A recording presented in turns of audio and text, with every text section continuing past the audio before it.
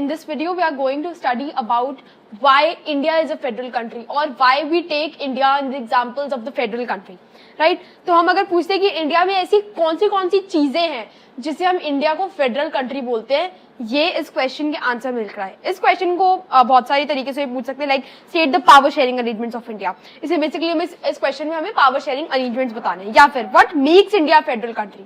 तो हम इसका आंसर पढ़ते हैं। After independence, India was declared as a union of states.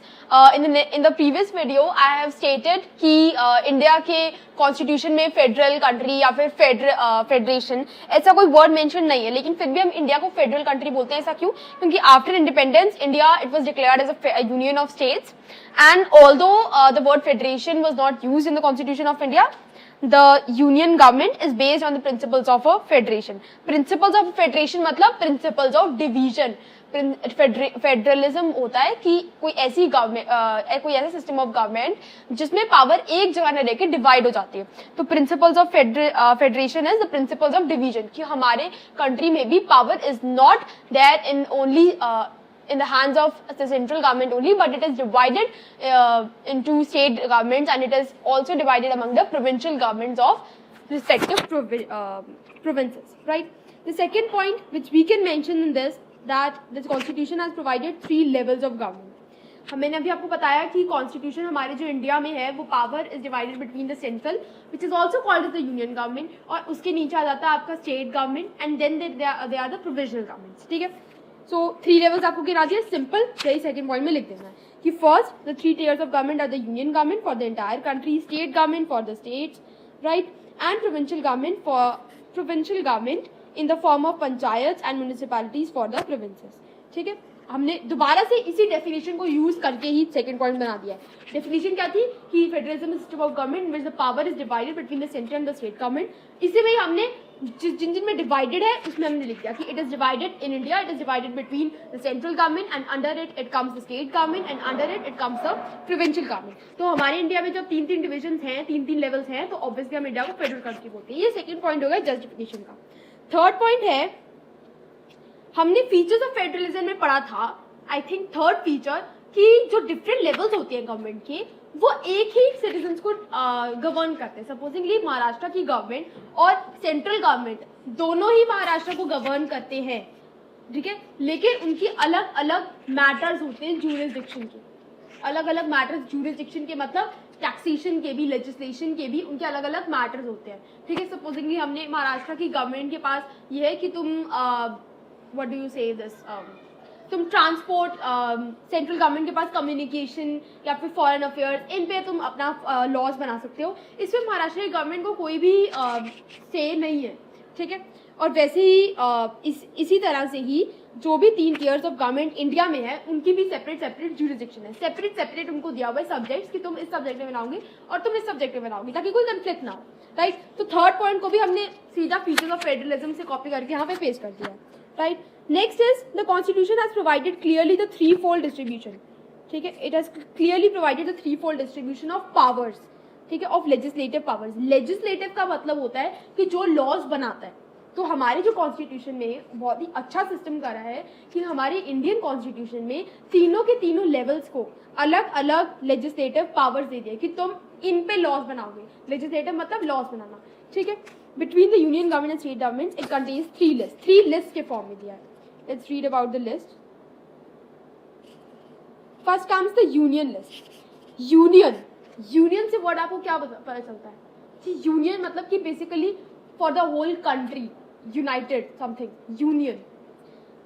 तो यूनियन लिस्ट में वो सब्जेक्ट्स आते हैं जिन पे सिर्फ और सिर्फ सेंट्रल गवर्नमेंट लॉज बना सकती है, राइट। फॉरेन अफेयर्स, ठीक है। अब नेपाल से सपोजिंगली, नेपाल नहीं कह सकते, सपोजिंगली पाकिस्तान से लड़ाई है इंडिया की, ठीक है। अब उस पाकिस्तान की लड़ाई अगर हो रही है, कोई सैनिक भेज रहे हैं, कोई किन्नी को सैल्यूट कर रहे हैं या फिर क्या कर रहे हैं, उसमें महाराष्ट्र की खुद की स्टेट गवर्नमेंट का कोई से नहीं है, उसमें सिर्फ सेंट्रल गवर्नमेंट ही ध्यान देगी, right. Like foreign affairs, banking. अब अगर ऐसा हुआ सपोजिंगली कि महाराष्ट्र की गवर्नमेंट में बैंकिंग के लिए ये है कुछ अलग लॉज हैं, हरियाणा की गवर्नमेंट के अलग लॉज हैं, तो कन्फ्लिक्ट हो सकता है। हरियाणा से कोई बंदा अगर महाराष्ट्र में जाएगा तो उसे काफ़ी दिक्कत पड़ सकती है। We need a uniform policy on these matters, on these type of matters we need a uniform policy. इसीलिए क्योंकि हमें एक यूनिफॉर्म पॉलिसी चाहिए, तो इसलिए हम नहीं चाहते हैं कि अलग अलग स्टेट्स की अलग अलग गवर्नमेंट लॉज बनाए। वी वांट कि सेंट्रल गवर्नमेंट यूनिफाई होकर हमारे पूरे इंडिया के लिए एक ही तरह के लॉ बने, right. So union list include subjects of national importance like communications and currency also. अगर करेंसी पे बहुत से एग्जाम्पल बन सकते हैं। सपोजिंगली हरियाणा में बोल दिया कि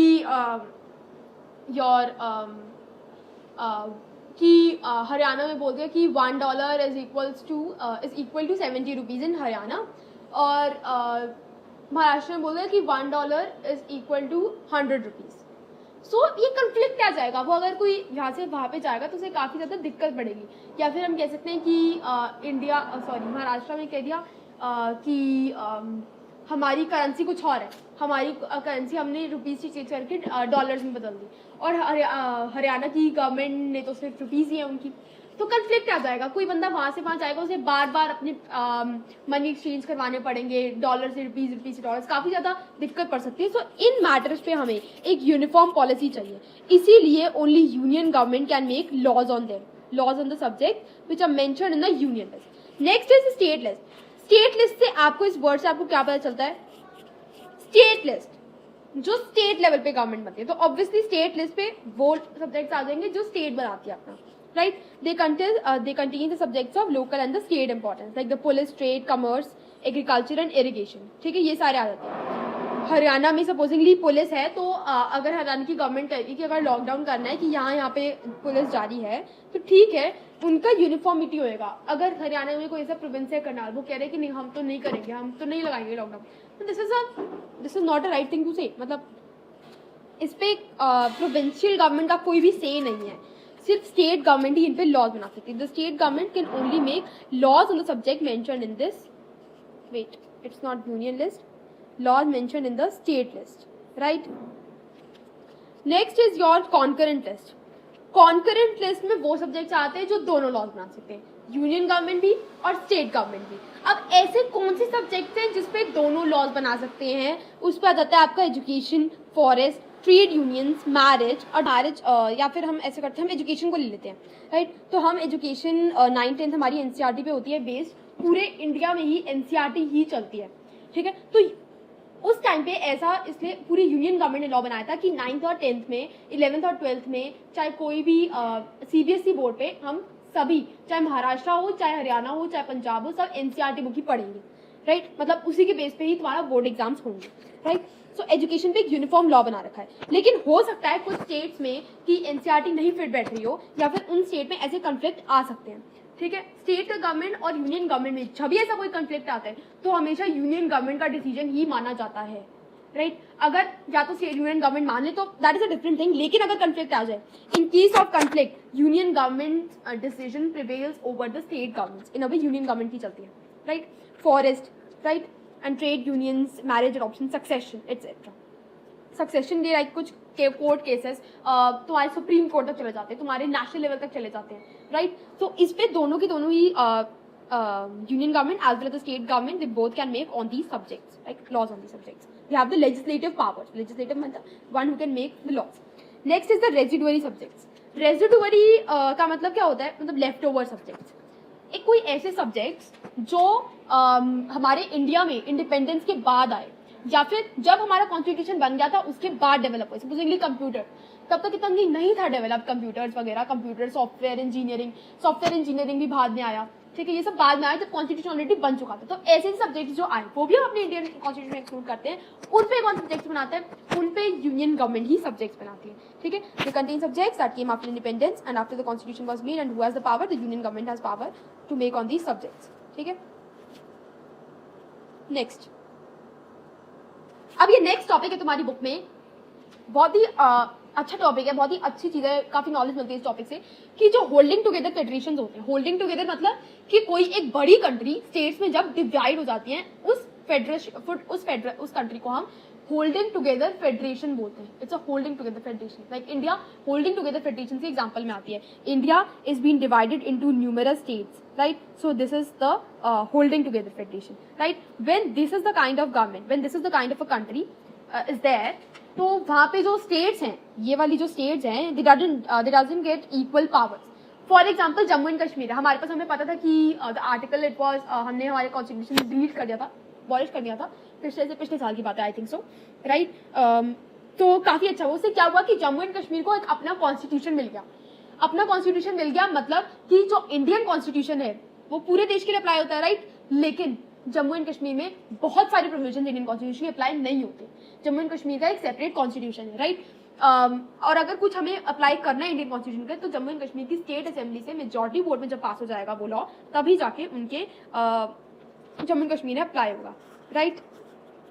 for example in India, for example in Jammu and Kashmir, they have its own constitution. Main provisions of the Indian constitution, they are not applicable to this state, right? Without the approval of the state assembly. उनकी खुद की state assembly, like हर एक की state assemblies होती हैं, तो अपनी state governments होती हैं, उनकी assemblies भी होती है, right?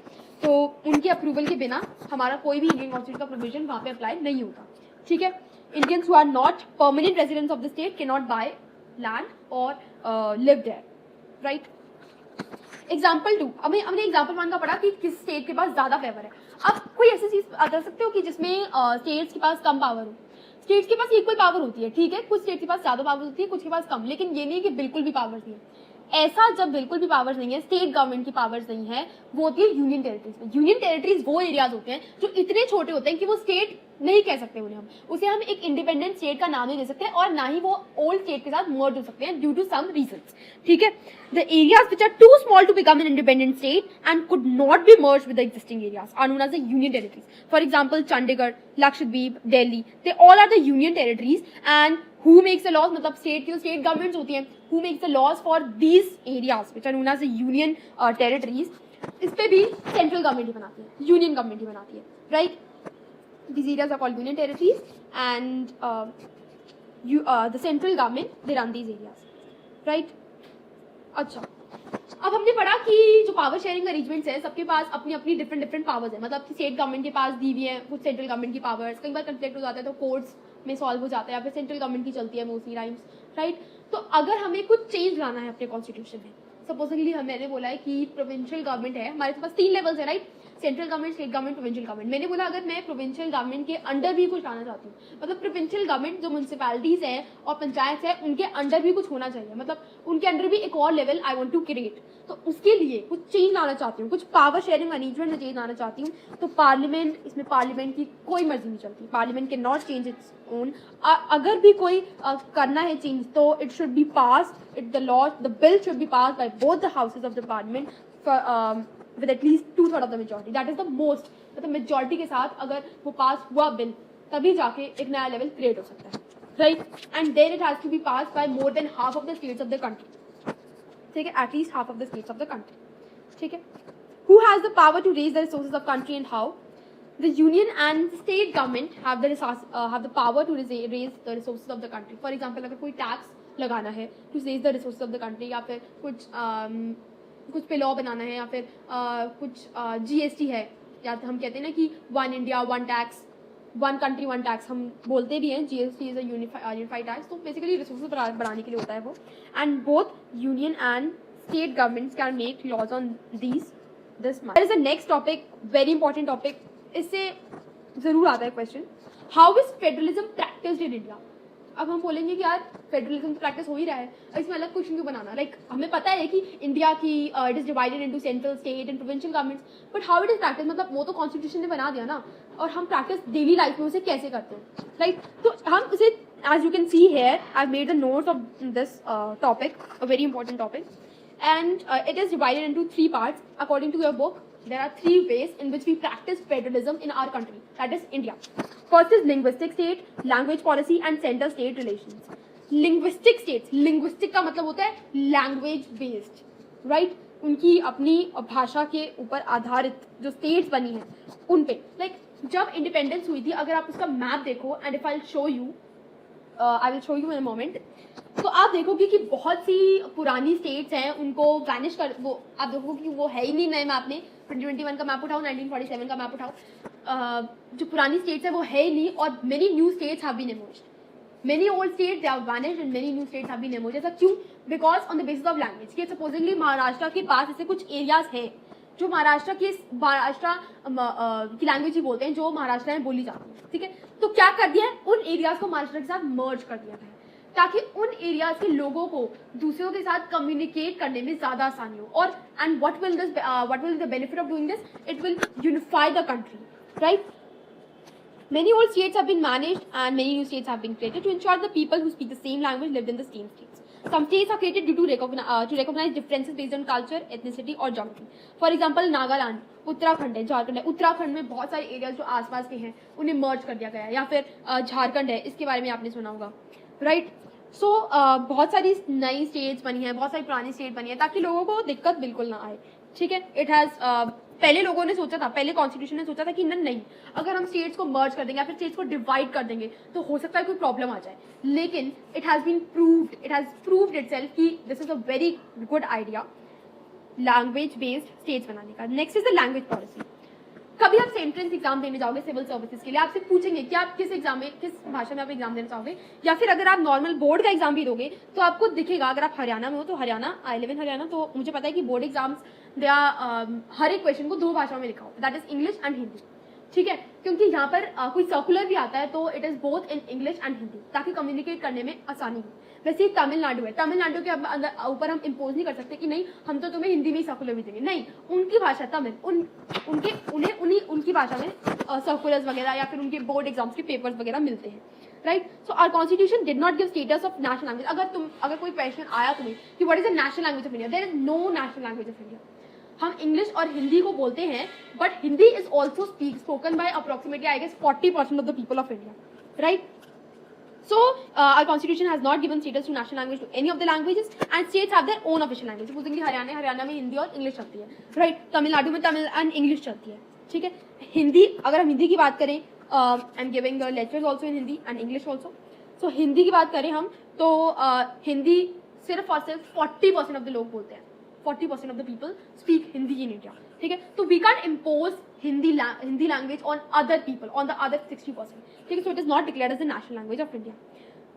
How many languages have been recognized? There are 22 languages has to be noted. आ सकता है तुम्हारी बुक में दिया हुआ है कि other than Hindi 21 languages have been recognized as the scheduled languages. तो टोटल लैंग्वेजेस 22 है, 21 नहीं है, टोटल हिंदी को मिला के 22 है। तो 22 languages have been recognized as scheduled languages. Scheduled languages मतलब कि वो लैंग्वेजेस जो अगर आप कोई paper exam, civil services, government based exam देने जाओगे तो आपको उन 22 लैंग्वेज में आपको ऑप्शन आएंगे कि आपको कौन सी लैंग्वेज पेपर देना है, ठीक है। A candidate in the exam for a central government position may opt to take the exam in any of these languages. And according to the constitution also, the use of English for official purposes, जैसे कुछ critics हैं वो कहते हैं कि हिंदी हमारी मातृभाषा है, हमें हिंदी बोलनी चाहिए, राइट, ठीक है ये बात। और वो ये भी बोलते हैं कि यार कई बार जवाहरलाल नेहरू जी का respected prime minister are but passed away obviously according to our constitution, तो वो कई बार उनका नाम लगा देते हैं कि उन्होंने इंग्लिश को नहीं रखवाया। देयर इज अ रीजन, उसके पीछे एक रीजन है कि हाँ ठीक है 1956 में 1947 से हमें इंडिपेंडेंस मिली तो ये अग्रीमेंट हुई थी कि 1956 तक इंग्लिश चलेगी, क्योंकि बाकी स्टेट्स को, बाकी प्रोविंशियल काफी ज्यादा इंडिया डाइवर्स ग्रुप से यूनिफाइड हुआ था, जैसे हमें कॉन्स्टिट्यूशन पढ़ा हुआ है कि also known as union of states कम आई हैं हमारे इंडिया में, right. And many new state like Goa have been merged with India, like and Sardar Vallabh Bhai Patel, he is also helped a lot in unifying the country. 1956 में स्टॉप होना चाहिए था, लेकिन क्यों नहीं स्टॉप हुआ, इसके पीछे एक रीजन है। तमिलनाडु में हमें पता है कि हिंदी वहाँ पे नहीं बोलते हैं, वहाँ पे बहुत कम लोग हिंदी बोलते हैं, तमिल चलती है वहाँ पे, या तो इंग्लिश चलती है। और हम क्या इम्पोज करते हैं, हम इंग्लिश को कर देते कि नहीं, इंग्लिश ऑफिशियल पर्पसेस के लिए अब नहीं होगी। स्टॉप होने वाला था ना यही कि इंग्लिश या फिर सर्कुलर्स इंग्लिश में नहीं आएंगे, तो तो वहाँ पर एक बहुत ही वायलेंट मूवमेंट स्टार्ट हो गया and the movement became so violent कि उन्हें जो कॉन्स्टिट्यूशन है, जो हमारा जो सेंट्रल गवर्नमेंट है, उन्होंने डिसीजन लिया कि हम इंग्लिश को ऑफिशियल पर्पसेस के लिए स्टॉप नहीं करेंगे, right. And use of along with Hindi the use of English continue. Promotion of Hindi continues to be the official policy of India. Right. Promotion of Hindi does not means, इसका मतलब ये नहीं है कि तुम दूसरी स्टेट पे अपनी हिंदी लैंग्वेज इम्पोज कर दोगे. That I have explained you earlier also. Right. Flexibility of Indian political leaders helped our country to avoid the situation, to avoid the kind of situation Sri Lanka finds itself in. Sri Lanka में पता है कि हमें 74% वहाँ पे Sinhali speakers है, speak Sinhala language, and the rest the 18% speak the Tamil language. ठीक है, तो वहाँ पे श्रीलंकन जो सिन्हाला लैंग्वेज है, तो सिन्हाला स्पीकर्स ने अपनी सुप्रीमेसी जमा ली है वहाँ पे. कॉन्स्टिट्यूशन में उन्होंने अपना कर लिया कि there will be Sinhala supremacy only. They protect and they foster Buddhism. Buddhism is the religion which is followed by most of the Sinhala speakers. ठीक है, तो इसी वजह से जो तमिल स्पीकर्स है, they felt alienated. They thought that they were being ignored by them, and this led to so violent movements, and it led to civil war, which ended in 2009. I think the next point in which how is federalism practiced in India is the center-state relations. पहले जब independence हुई थी तब you very well no कि Congress, Indian national Congress का काफ़ी अच्छा उन्होंने किया था. हमें इंडिपेंडेंस दिलाने में भी काफ़ी बड़ा हाथ था उनका. राइट. बड़ा हाथ का मतलब ये नहीं है कि इतना बड़ा हाथ है. राइट. Obviously not. ये मतलब काफ़ी ज़्यादा रोल प्ले किया था उन्होंने दिलाने के लिए. राइट. हमारे इंडिया को इंडिपेंडेंस. तो क्या चलता था, उनकी कांग्रेस की ही पार्टी चलती थी वहाँ पे, इंडिया में हमारी कांग्रेस की चलती थी पार्टी, एंड कांग्रेस की सेंट्रल गवर्नमेंट फॉर्म करती थी मोस्ट ऑफ द टाइम. मतलब काफ़ी सालों तक क्या आया. लेकिन क्या हुआ कि पहले क्योंकि जब मोस्ट ऑफ द पार्टी चलती थी, सपोजिंगली सारी स्टेट्स में इंडिया में कांग्रेस पार्टी है, बस तमिलनाडु को छोड़ के. तमिलनाडु में कौन सी पार्टी बनी है? बीजेपी बनी है. बीजेपी का रूल चला वहाँ पे. तो क्या करती है कांग्रेस तब की बात कर रही हूँ मैं. क्या करती है, जो सेंट्रल गवर्नमेंट में जो पार्टी होती है वो मेजॉरिटी, दैट इज कांग्रेस. तो क्या करेगी वो, क्या करते थे वो कि वो महाराष्ट्र की तमिलनाडु की गवर्नमेंट, जो बीजेपी की गवर्नमेंट है, उन्हें डिसमिस कर देते थे. उनको या फिर रेवेन्यू नहीं मिलता था या फिर कुछ भी ऐसे, मतलब उनकी बात भी नहीं सुनी जाती थी. राइट. उन्हें डिसमिस कर देते थे, उनको अपने कंट्रोल में रखते थे. राइट. तो central government, ruling party dismiss the state government that were control by the viral parties. ठीक है. तो जो उनकी अपोजिंग पार्टीज थी उनकी डिसमिस कर देते, उनके डिसीजंस को डिसमिस कर देते. क्योंकि उनकी मेजॉरिटी तो कांग्रेस की फॉर्म्ड है, तो बस फिर उन्हें डिसमिस कर देते. ठीक है. The state government, they could not exercise their rights as autonomous federal units. Autonomous मतलब सेल्फ कंट्रोल, जिसपे हमें खुद का कंट्रोल हो. राइट. तो कहते थे कि बीजेपी अगर कुछ करना चाहती है तमिलनाडु के लिए, तो they were not able to do, क्योंकि कांग्रेस उन्हें उनके डिसीजंस को मायने ही नहीं रखती थी, क्योंकि उनकी मेजॉरिटी चली. आई am giving just an example. Right.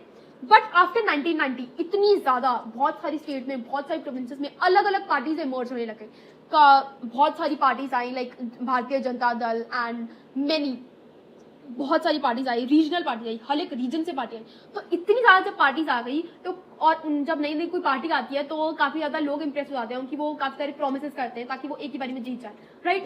तो जो आफ्टर 1990 इतनी ज़्यादा पार्टीज आई कि कांग्रेस को मेजॉरिटी मिलना बहुत मुश्किल था. मतलब जब मेजॉरिटी कोई मिली नहीं, सपोजिंगली 30% कांग्रेस की वोट्स मिले, 30% बीजेपी को मिले, 30% भारतीय जनता दल को मिले. राइट. और 10% किसी और को. तो किसी की मेजॉरिटी फॉर्म नहीं थी. तो this was the era when collision government started. Collision government होता है जब किसी गवर्नमेंट को, किसी रूलिंग पार्टी को, किसी पार्टी को मेजॉरिटी नहीं मिल पाती, तो वो दूसरी पार्टीज के साथ कोलैबोरेट करके गवर्नमेंट बनाती है. Right. The collision governments were formed. ठीक है. It resulted. तो अब कोलिजन गवर्नमेंट क्योंकि जब वो कोलैबोरेट करके बनाते हैं, जो जब भी अगर तुम कोई टीम भी बनाते हो, टीम में हर तरह के खिलाड़ी होते हैं, वीक होते हैं, स्ट्रांग होते हैं, पतले होते हैं, मोटे होते हैं. राइट. हर तरह की होते हैं. तो आप हर एक को अलग अलग टास्क देते हो कि वो फिट है उसको ये टास्क देना है. ठीक है. वो फिट नहीं है उसको फिट बनाने का टास्क देना है ताकि हमारी टीम जीत जाए. राइट. तो ऐसे हम हर एक को रिस्पेक्ट देते हैं. राइट. हर एक की चलती है, हर एक का माइनर डिसीजन होता है कि भाई अगर कोई वो टास्क नहीं करना चाहता तो हम कोई और टास्क देते हैं उनसे. ठीक है. तो हर एक को क्या मिलती है, अपनी पावर मिलती है. या फिर अगर आप किसी को निग्लेक्ट करते हो तो उन्हें गुस्सा जाता है या फिर तुम्हारी टीम टूट जाती है. And we don't want our central government, जो रूलिंग पार्टी अगर वही टूट गई तो इंडिया का क्या हाल हुआ. राइट. वही झगड़ा करने लग जाएंगे तो हम कहाँ फिर धरेंगे. राइट. तो it resulted in the respect for the autonomy of the state governments. Right. तो जो स्टेट गवर्नमेंट्स है उन्हें अपनी पावर्स मिलने लगी, they work as an independent states. और जो सुप्रीम कोर्ट था, जो सुप्रीम कोर्ट थे, तो सुप्रीम कोर्ट ने भी ये जो हमारा ट्रेंड फॉर्म हुआ कोलिशन गवर्नमेंट का, उन्होंने इसे अप्रूव कर दिया। ठीक है कि सारी स्टेट गवर्नमेंट्स को अपनी इंडिपेंडेंट पावर्स मिल रही हैं, और तब से हुआ कि कोई भी सेंट्रल गवर्नमेंट हर स्टेट गवर्नमेंट की बात सुनेगी, और कोई सेंट्रल गवर्नमेंट मतलब कोई नहीं, जो सेंट्रल गवर्नमेंट है वो किसी भी स्टेट गवर्नमेंट की बात डिसमिस नहीं करेगी, right. Trend was supported by major judgment of supreme court that made it difficult for the central government to dismiss the state governments, very easy, right. So there is, I was going to show you the map, the comparison of the map of 1947 के around map है, and this is today's map, but Jammu and Kashmir कुछ divisions हैं जो इसमें नहीं दी हुई है, but it's okay. This is of 2021, right. अब तुम मैप में देखोगे कि राजस्थान लाइक ये बाउंड्री है हमारी, तो गुजरात की मतलब इतना गुजरात है, and there are the small provinces here, and this is the small province here, this is the small province here.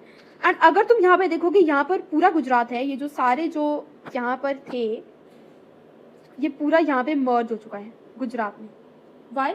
Because they got, जो यहाँ पे जो भाषा बोलते थे, यहाँ पे भाषा बोलते थे वो गुजराती ही थी, तो दे मर्ज दिस स्टेट, राइट। और यहाँ पे जो छोटे छोटे आप प्रोविंसेस देख रहे हो, राइट, ये अलग था, ये अलग था, पूरा महाराष्ट्र फॉर्म हो चुका है ये, राइट, पूरा कर्नाटका फॉर्म हो चुका है अगर आप देखोगे तो।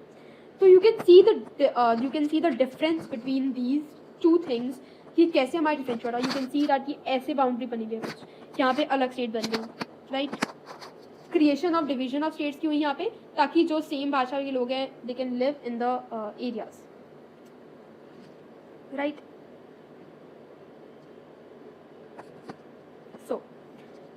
वी कैन सी कि यहाँ पर कुछ ऐसी स्टेट है, लेकिन यहाँ पर कुछ ऐसी स्टेट नहीं है। There is Madhya Pradesh, it has been merged with Uttar Pradesh, या फिर ये झारखंड के साथ मर्ज हो गया। मैंने आपको लिखवाया था एग्जाम्पल में कि Jharkhand is the example and Uttarakhand is the example, right.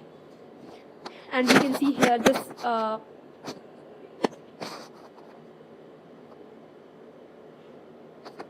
We can see that we can see कि यहाँ पे पूरा हैदराबाद है, लेकिन अगर आप 2021 के मैप को देखोगे तो पूरा यहाँ पर डिविजन्स हो रखी हैं ऐसे कुछ, राइट। सो ऐसे हमारी डिविजन्स हो रखी हैं, एक नई स्टेट्स फॉर्म हुई, पुरानी स्टेट्स वानिश हो गई। क्यों हुई? ताकि लोगों को कम्युनिकेट करने में आसानी हो, राइट।